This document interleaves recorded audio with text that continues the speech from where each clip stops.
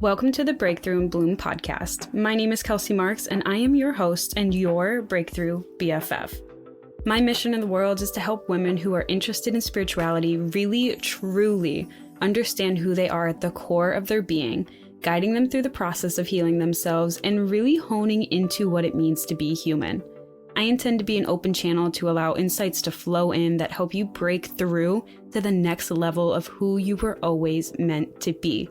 With these conversations, we're going to shift some perspectives, okay? And we're gonna give you a new way to live the life that you live, allowing the opportunity to truly manifest what it is that you desire. So if you're looking to break through to the next level of who you are, to live the life of your dreams, and to gain a deeper understanding of spiritual topics, well, you have come to the right place. And I know we're going to have so much fun together, and I am beyond excited to have these conversations with you. So let's go ahead and get started, shall we?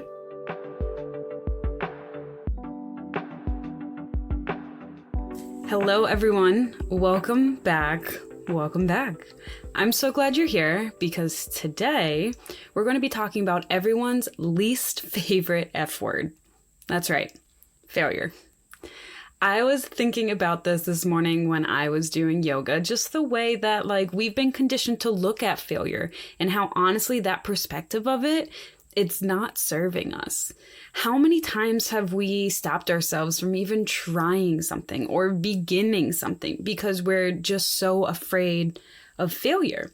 Whether it's a private failure that only you would have to endure, like by yourself, or something that's super public and on display for others to witness.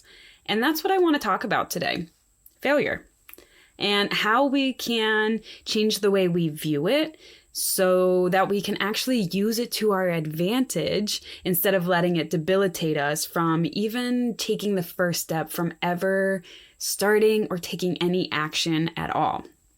First and foremost, though, I want to make this super incredibly clear for you. You don't have to achieve great things in life, okay? You don't have to achieve great things in life to justify the fact that you exist. And Ranger agrees. It's okay for you to just exist. It's okay for you to rest. It's okay for you to just be. Just because your time maybe hasn't come yet for these grandiose achievements or these amazing accomplishments, it doesn't mean that they're not on their way either. So let's give ourselves just a break here, okay? There is no level of knowledge, no level of money, no level of anything that you need to get or have or be in order to justify your existence. You are alive. And because of that, you are a literal miracle. You are amazing, just as you are right now. And you get the opportunity to create a life however you want to do it. There's no rules, there's no limits, there's no guidebook. You get to create a life however the hell you want to create a life. And there's no justifications or approvals or anything like that that has to come prior to that. And with this, we also can't compare ourselves to other people's successes because we're all on our unique journeys, all on our own journeys, going at our own pace with our own goals and our own lessons and our unique desires and things that we're going to be learning and experiencing, all based on what we want to learn and experience and grow from. And on top of that, we all have our own definitions of success too. So not only are our paths all different and unique, but the way that we define success within our paths, within our journeys, are unique as well. Because what success looks like for me might not be what success looks like for you. Maybe for you, it's to have a big, beautiful house with a white picket fence, lots of kids running around, hosting family events, and maybe having a high-level corporate job. For me, it's freedom from a 9 to 5. I don't care to climb a corporate ladder. It's me traveling the world. It's me not having kids, actually. It's making a positive impact on those around me.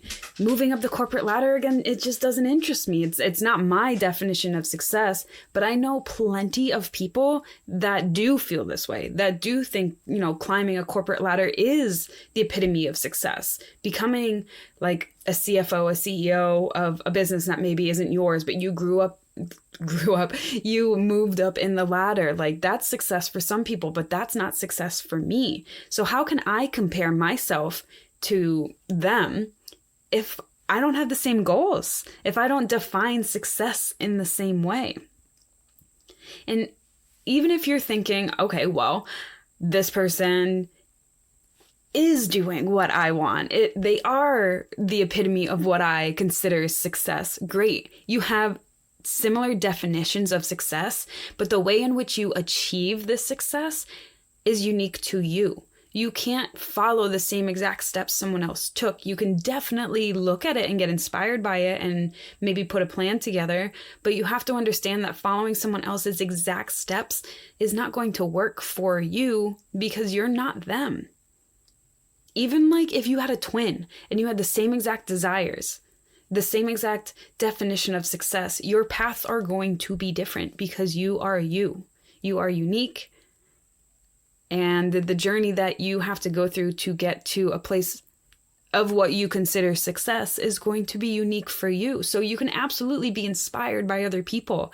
And maybe even at first you are using some of the tools or the path that they've taken. Ranger is very animated about this right now. Give me one moment so I can help him feel better. Okay, I'm not gonna lie. The urge to want to edit that out is strong, but I'm not going to because that's not how I actually edit my podcast at all. I really don't cut anything out. This was really stream of consciousness. Everything that comes out, I keep. So enjoy Ranger's barking. Sorry about it. I know that was pretty loud. He's probably going to do it again at some point too because Jordan's on his way home. And to be honest, I don't even know where I left off. Let's see. I was talking about... Oh, yeah. That sometimes it is okay for you to look at other people's paths that they have taken on success and taken things and try them for yourself, but go in with the expectation, knowing that it may or may not work for you because you are you and you are not them. And the thing too is that life in general, it's not about the end desire or the goal or the object or whatever that is. To be successful, honestly, in my opinion, just means that you feel a certain way, right?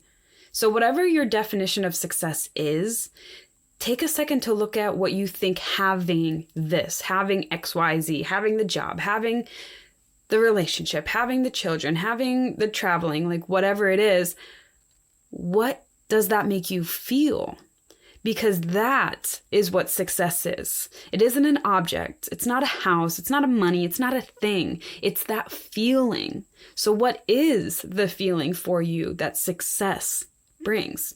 Because listen, if you work at a certain feeling on a regular basis, the how begins to unfold for you. And this is why I say you can't compare yourselves to others, because the how isn't supposed to come first. It's really not.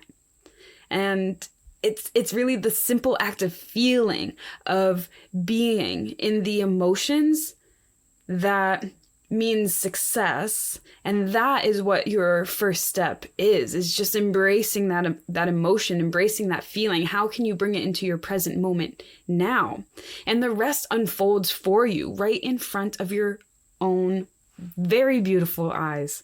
And you begin to live a life that's even more fulfilling than your imagination could have thought, because you're not so focused on the how and what it looks like. Rather, you're just focused on the feeling. You're just focused on what it means to be successful and how you can embrace that now, how you can feel into it now. And you let the rest, the how, what it looks like, unfold in front of you. And that's is true freedom, true creative freedom. You're not limiting yourself to only being able to be successful in a certain way that you think is what it is. If you just allow yourself to focus on the feeling, the rest unfolds. It absolutely unfolds for you, and it's going to be more beautiful than you could have ever imagined. Okay, so failure. Let's get back to failure, right? And the fear of failure. And this is something that I am very well acquainted with. And what was really interesting for me is that this fear of failing, like publicly failing, not so much like humiliation or anything, but like putting myself out there, creating something that I like poured my heart and soul into, and just not getting like the response or the quote unquote success that I had set out for. And doing it in a really public way, which was a huge block for me in starting my business last year.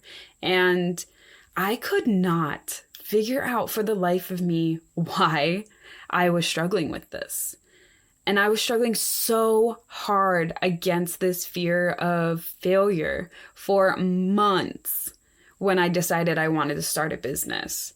And I kept procrastinating and I kept pushing things off and I kept saying, oh, I'll like buy this thing later because it meant that I was taking it more seriously. And I was doing all of this procrastination because of this fear of failure. And I just couldn't like stomach the idea of being like, hey, everyone, this is me. I'm really good at Reiki and shadow exploration and rewriting the past and feeling just like way better in your day to day. Come work with me. Like that. Like I just couldn't like do it at first, because what if someone saw me fail after I had proclaimed that I was like really good at this? What if someone saw the business flop after I said like, I'm really good at this? What if someone saw that I had no clients come in? That doesn't go hand in hand with being really good at something, right? And it wasn't even about the money, to be honest. Like I wasn't afraid of failing because of a poor investment, like losing money. The fear of failure for me was failing at getting my message across, was failing at connecting, was failing at helping others, at proving my worth, at showcasing my skills. So at this point, I had been doing a lot of introspection and a lot of shadow exploration myself for the past year or two beforehand. So I was really familiar with like acknowledging that a feeling was rising up in my body and being able to trace it back to a time in my life where I had felt it before, or maybe even to the point where it had started the first time I had experienced it. But this fear of public failure, I had never experienced in my life. Not that I could recall at least, but I couldn't remember a time where I had failed in the public eye. Like put my heart out there on a project and just have it fucking flop for everyone to see. Like that had never happened. And not even like on a smaller scale either. Like I could not remember a time that this had happened. So I'm over here thinking and journaling and like trying to get to the root of it, and I'm just not getting anywhere as to why. And granted, remember, this was like 2 years ago, so my skills at shadow exploration, shadow work aren't the same as they are now. But that was how I did shadow work back then, and I was looking for that root cause in my present life. What I had done a lot then was like putting an experience in my past with an emotion that I felt, and then I took the time to rewrite the response that I had to it. But since I couldn't pinpoint a time to be able to rewrite the response, I'm over here like, what the fuck do I do? Like, I know I need to move past this, but I can't pinpoint where it's happening for me to rewrite it. So this is where I decided to get my first past life regression done. And if you've never heard of a past life regression, it's basically like a guided meditation that connects you to another version of yourself that's living in a different reality.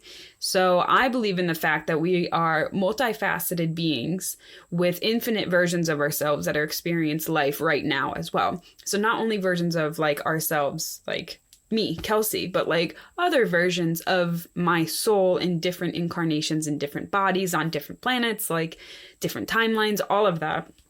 And the healing methodology that's called past life regressions, I think it's called that because a lot of times you do go into like previous experiences or previous existences that you had. But I have had some, actually 2 of the 3 that I've had didn't have a time on it. I didn't think of when it was. I couldn't tell if it was the future or the past. And honestly, it really didn't matter. It wasn't important at all. I just think it's called past life because most of them go to the past, but honestly, you could go to a future timeline too. Time isn't real anyways, right? It's just a construct within this dimension. But anyways, back to the reading I had done. So this was my first past life regression.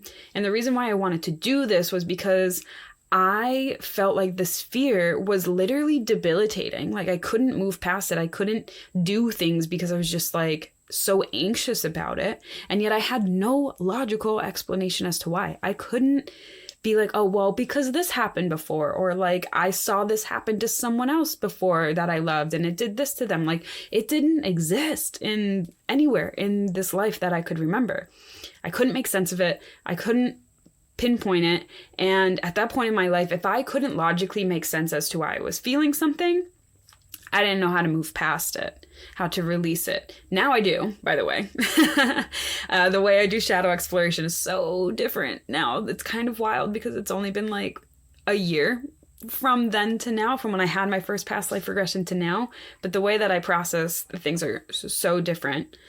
Anyways, back to the story. I keep sidetracking. So in my regression, I had set the intention to figure out why I was so afraid of public failure. I won't go into the tiny details, but basically this is what happened. It was back in the early 1900s, late 1800s, I think, this past life that I went into. I don't really remember, to be honest, but it was back in time when the theater was really poppin'. That was the form of entertainment. And my regression, because it's like a guided meditation, you get led into it. So it started with me on a stage in a theater, and I just got the sense that it was the 1900s, late 1800s.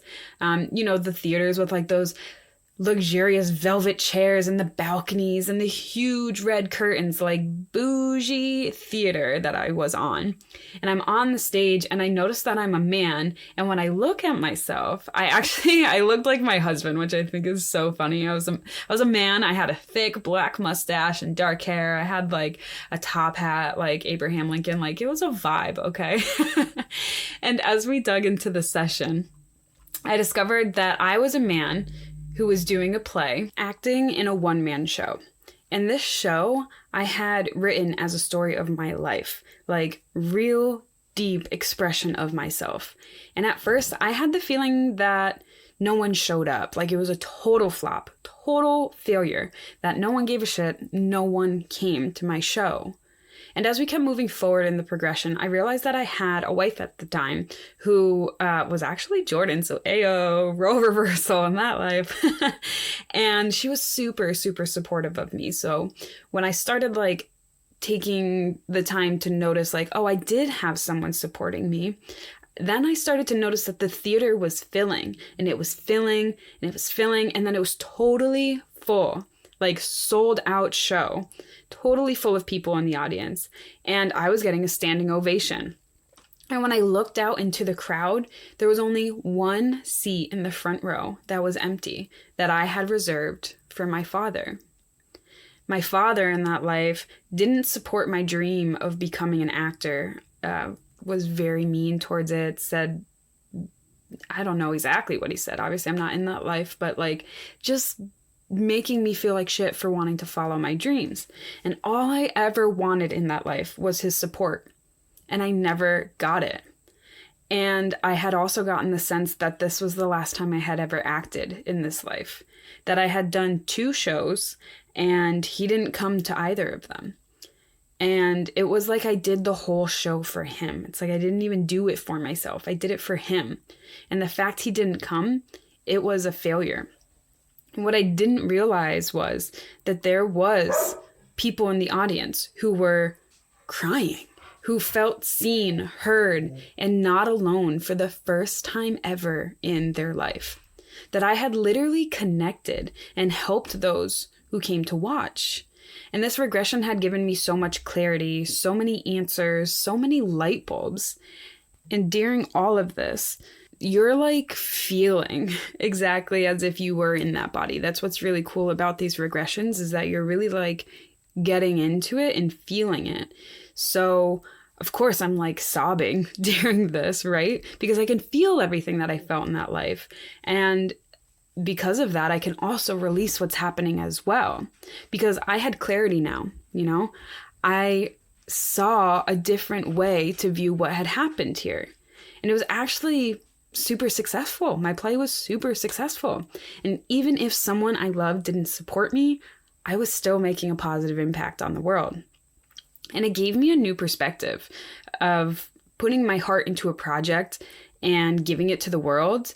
And it helped me feel better about it. Like, while I didn't become fearless, I was no longer debilitated by this. And this past life regression was the first one that I had done. And it was so cool for me because I instantly felt better afterwards, because I had been trying to like dig up this feeling and release it for months now.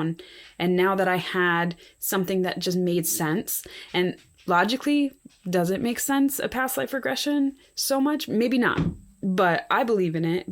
But I also felt it. Like, I felt the release because I tapped into that version of me and allowed it to be rewritten in the way I would have done if it was something that happened in this life, the same kind of thing.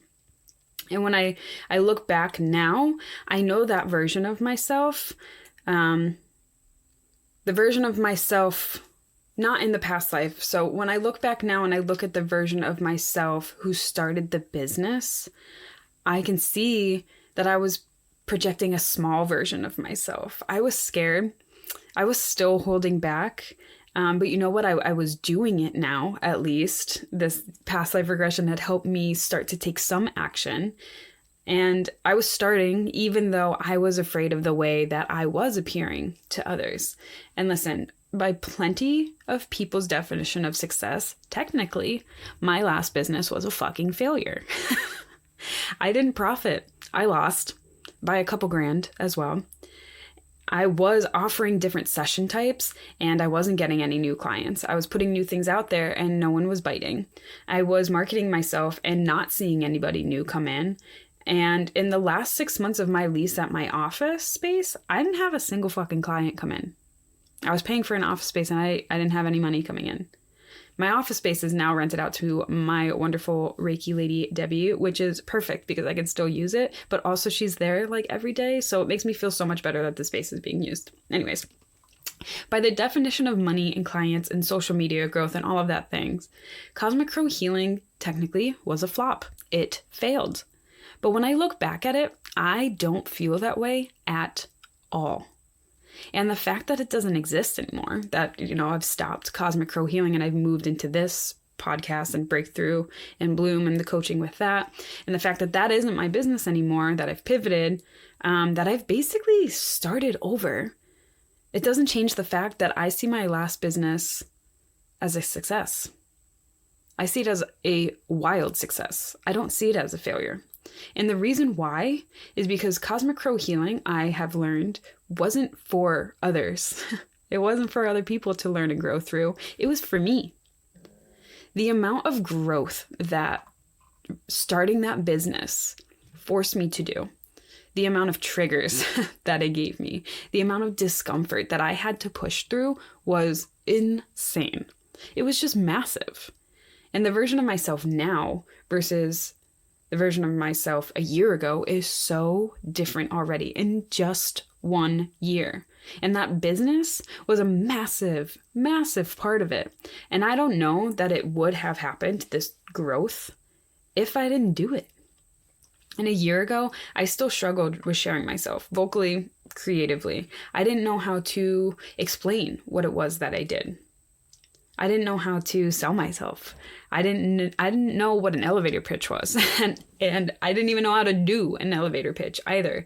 And the thought of telling someone that I did Reiki, it made me nervous. Like, could I explain this in a way that makes sense? And that business had pushed me and has taught me so much. It had given me the opportunity to learn about business in general, about taxes with business, which that was overwhelming, about social media and marketing, about Reiki, about coaching. And it taught me how to speak. It taught me how to listen better. It taught me how to help others in the best way possible. And most importantly, it taught me how to not care about an end result. It taught me to let go of all of the quote unquote goals that I had placed. Because I was so focused on making money or hitting client goals or follower goals at the beginning of it all that it started to lose like its spark. It started to not be fun anymore. And I was stressed out about it. And when I had just let it be as it was, and I stopped trying to force shit to happen, which is back in like February, this is when I started not getting like a single client or a single inquiry for the rest of that time until like now, which is like August. And that's when I felt like the weight come off. I'm in a really lucky position, I know this, that I have a job that pays for my life, that pays enough for me to invest thousands of dollars in myself to see what will happen. And I am very grateful for this. And there are some days that it is very hard for me because I want to be like 1,000% into my business, but I also know that my job is allowing me the opportunity of the business to begin with.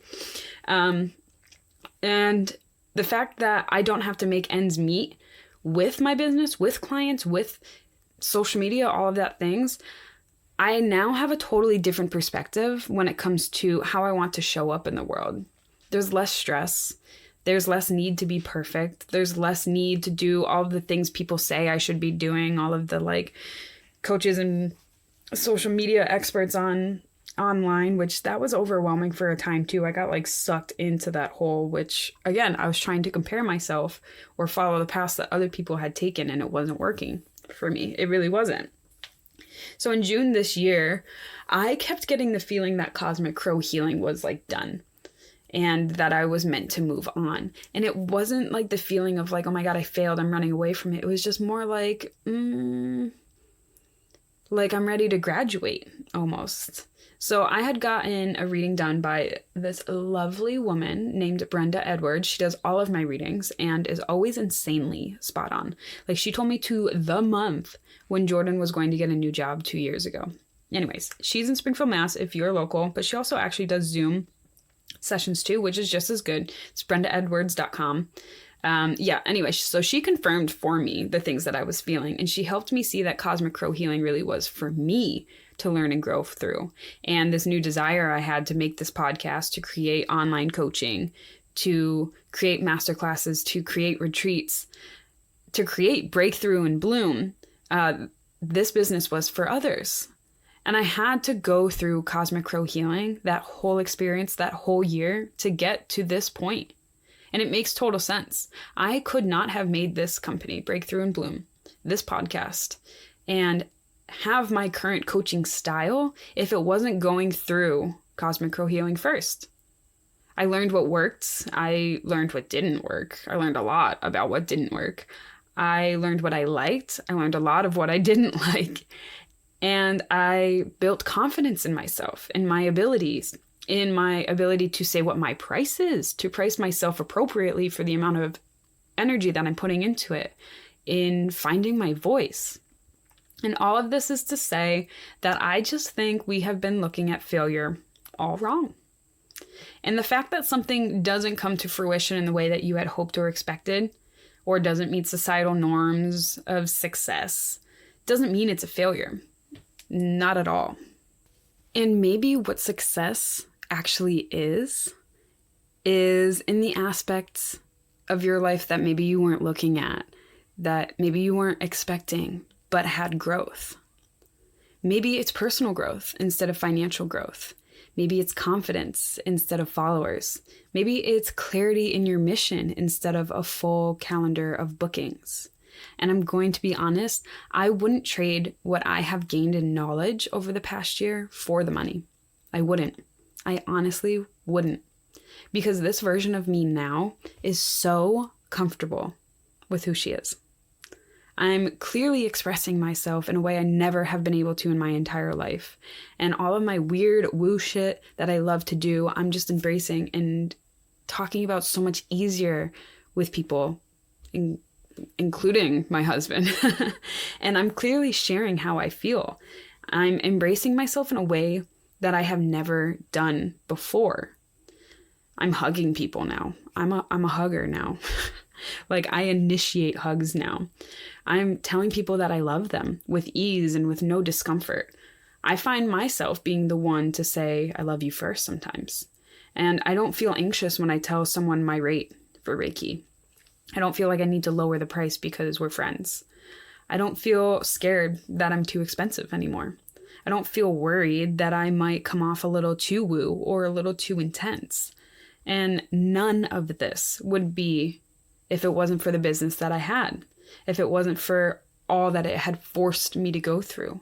So it's not a failure at all. It's a failure in the way of, okay, maybe I didn't reach the goals that I had set out, but it's not a failure because I had grown so much that I wasn't expecting to begin with.